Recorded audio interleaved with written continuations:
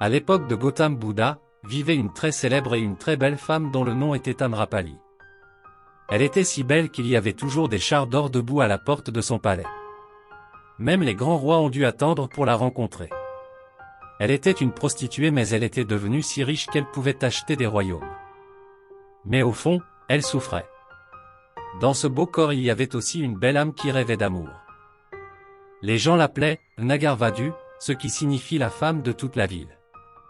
Un jour, elle se tenait sur sa terrasse et vit un jeune moine bouddhiste, qui n'avait rien d'autre qu'un bol de mendiant mais il avait une présence, une conscience et une grâce formidables.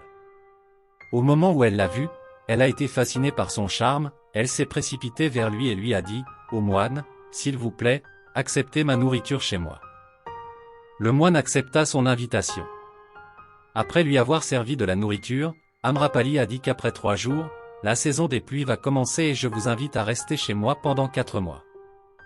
Les moines bouddhistes ne bougent pas pendant 4 mois lorsque c'est la saison des pluies.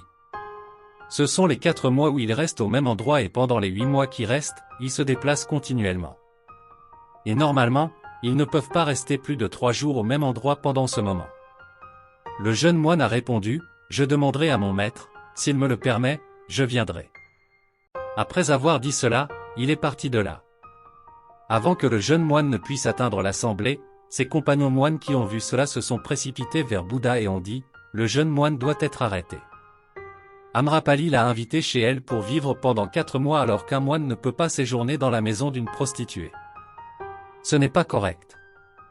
Bouddha leur a dit, « Taisez-vous. Laissez-le venir. » Le jeune est venu, a touché les pieds de Bouddha et lui a raconté toute l'histoire. Il a dit à Bouddha, « Une femme m'a invité à rester pendant 4 mois de la saison des pluies dans sa maison.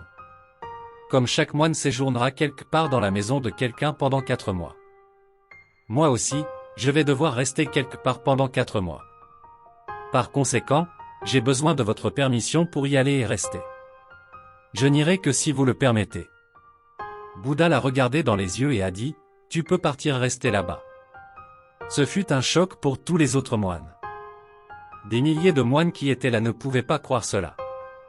Bouddha a permis à un moine de rester dans la maison d'une prostituée. Un vieux moine se leva et dit, « Ce n'est pas correct. Cet homme cache un fait. Il dit une femme, mais en fait c'est Amrapali qui l'a invité. Ce n'est pas une femme, elle est une prostituée. » Gautam Bouddha a dit, « Je sais et parce qu'il n'a pas utilisé le mot prostituée. Je lui permets d'y rester. Il a du respect pour elle. » Après 3 jours, le jeune moine est parti pour rester avec Amrapali et d'autres moines ont recommencé à bavarder. Bouddha leur a dit, « Vous devriez garder le silence. 4 mois vont passer et je fais confiance à mon moine. » J'ai regardé dans ses yeux. Il n'y avait pas de désir. Si la méditation d'un moine est profonde alors il changera la prostituée et si sa méditation n'est pas profonde alors la prostituée pourra le changer. C'est maintenant une question entre la méditation et l'attirance physique. Attendez juste 4 mois. Malgré cela, les disciples pensaient que Bouddha a fait trop confiance à cet homme car il est trop jeune et Amrapali est trop belle. Il prend un risque inutile. Quoi qu'il en soit, 4 mois passèrent et après 4 mois, un jeune moine vint et toucha les pieds de Bouddha. Après lui est venu Amrapali. Elle a touché les pieds de Bouddha et a dit, « J'ai fait de mon mieux pour séduire ce jeune moine mais tout cela était inutile. Au lieu de cela, il m'a convaincu par la prise de conscience que la vraie vie consiste uniquement à connaître votre vrai moi. Maintenant, je veux donner tous mes biens à la commune de votre moine et c'est ce qu'on s'est dit. » Plus tard, Amrapali est devenue l'une des femmes moines éclairées parmi les disciples de Bouddha. Dans la vie, nous constaterons que pour garder le contrôle sur les pensées sexuelles qui surgissent dans notre esprit, nous devons d'abord éliminer le désir sexuel. Mais au lieu d'éliminer le désir sexuel, nous commençons à satisfaire notre désir en nous y adonnant. Parce que nous n'avons aucun contrôle sur notre esprit. Et c'est pourquoi de nombreux jeunes commencent à pratiquer la masturbation, même contre nature, dans la vie sexuelle. Mais ils ont oublié que notre sperme est notre énergie, si nous pouvons conserver cette énergie, nous pouvons obtenir un grand succès dans n'importe quel domaine de la vie. Jusqu'à présent, toutes les grandes personnalités qui sont allées dans le monde ont atteint la grandeur en conservant cette énergie humaine.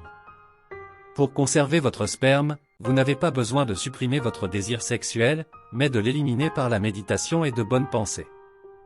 Si votre méditation est forte et si vous contrôlez votre esprit, vous pouvez facilement contrôler les pensées sexuelles apparaissant dans votre esprit.